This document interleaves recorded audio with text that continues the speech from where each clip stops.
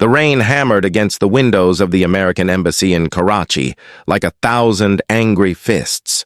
Captain Maya Reeves stood in the shadows of the security office, watching the monitors flicker with grainy footage of the street outside. She wasn't supposed to be there. According to every official document, every personnel file, every military record, Captain Maya Reeves no longer existed. Her name had been scrubbed clean 6 months ago after a mission went wrong in the mountains near the Afghan border. They told her it was for her own protection. They told her to disappear. Before we begin, tell us in the comments where in the world you're watching from, but Maya couldn't stay away. Not when she received the encrypted message 3 days ago, a single line that made her blood run cold. They know about the embassy. August 15th. Get out! Today was August 14th, 11:37 p.m., and Maya had broken every rule to slip back into the country using a fake passport and a face she'd worked hard to forget. The young Marine at the front desk, Torres, glanced at her nervously. He was barely 22, fresh out of training, and he had no idea who she really was. To him, she was just Sarah Chen, a new intelligence contractor with clearance papers that looked legitimate because Maya had made sure they would be. "Ma'am, you really think something's going to happen tonight?" Torres asked, his voice cracking slightly. Maya didn't answer right away. She zoomed in on camera 7, the one covering the north entrance. A white van had been parked there for 40 minutes now, and nobody had gotten out. Her instincts screamed danger, but she had no proof, no authority, no backup. She was a ghost trying to prevent a nightmare. "Torres, I need you to trust me," Maya said quietly, turning to face him. "In about 20 minutes, you're going to hear me say something that sounds crazy. When I do, I need you to hit the lockdown button and get everyone to the safe room. Can you do that?" The young Marine's eyes widened, but something in Maya's voice, something hard and certain, made him nod. "Yes, ma'am."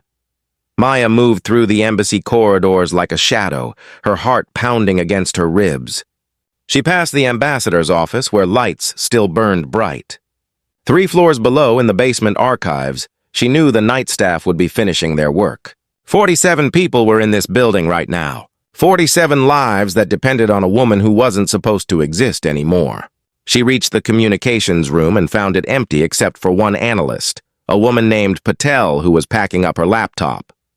"Hey, you're new," Patel said with a tired smile. "Burning the midnight oil?" "Something like that," Maya replied, her eyes scanning the equipment. "Listen, I need you to do me a favor.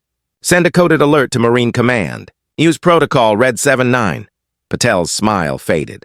"That's an imminent threat protocol." "I can't just do it now," Maya said, and the edge in her voice left no room for argument. Patel's fingers flew across the keyboard. Maya watched the clock on the wall tick forward. 11:51 p.m., 9 minutes until midnight. 9 minutes until everything changed. She ran back to the security office, her shoes silent on the polished floors. Through the windows, she could see the storm getting worse, lightning splitting the sky like cracks in black glass. When she burst through the door, Torres jumped to his feet. "Ma'am, 2 more vans just pulled up. South and east entrances." Maya's stomach dropped. This was bigger than she'd thought. Much bigger. She grabbed the radio and switched to the emergency channel. "All personnel, this is not a drill. Initiate lockdown procedure immediately. Get to the safe room now." For a moment, nothing happened. Then alarms began to wail throughout the building, and Maya heard the heavy blast doors starting to close.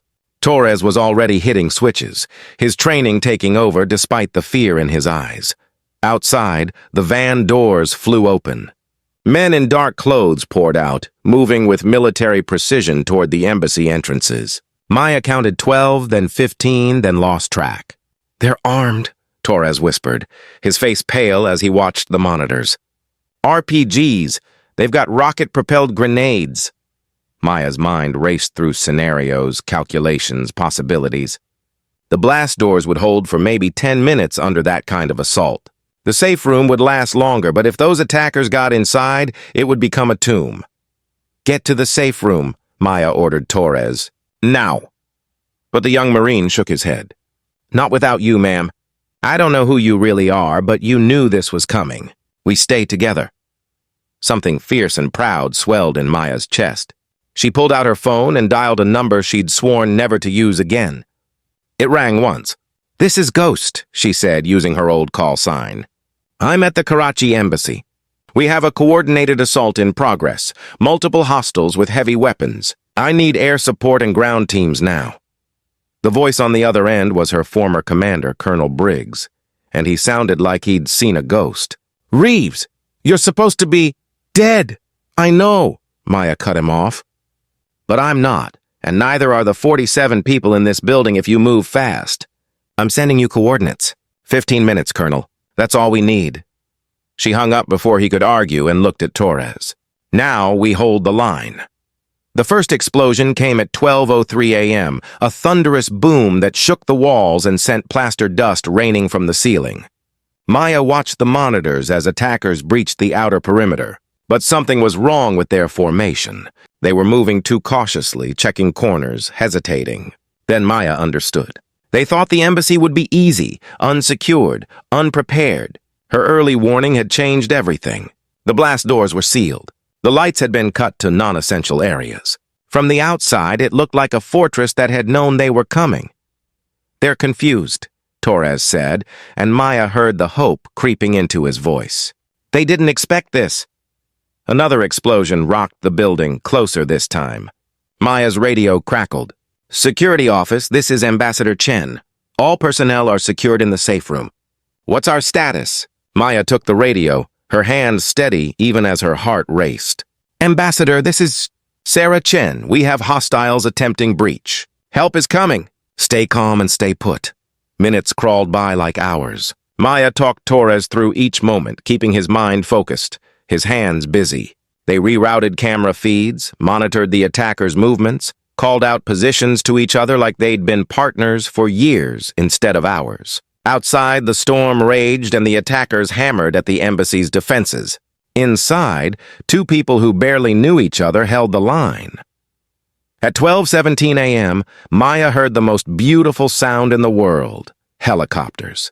She looked at the monitors and saw the attackers scattering, running for their vehicles as spotlights swept across the compound. Within minutes, Marine ground teams were flooding the perimeter, and it was over. Torres slumped in his chair, letting out a breath he'd been holding for what felt like forever.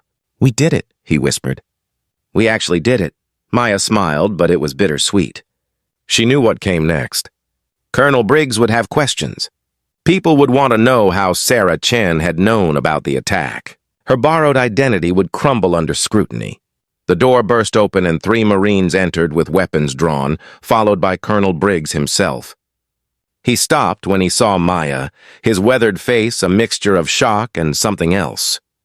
"Gratitude, maybe. Respect. Captain Reeves," he said slowly. "We need to talk." Maya stood straight, her shoulders back. "Yes, sir. But first, make sure everyone in that safe room knows they're safe. They've earned that much." Briggs nodded and spoke into his radio. Then he looked at Maya again. "You saved 47 lives tonight.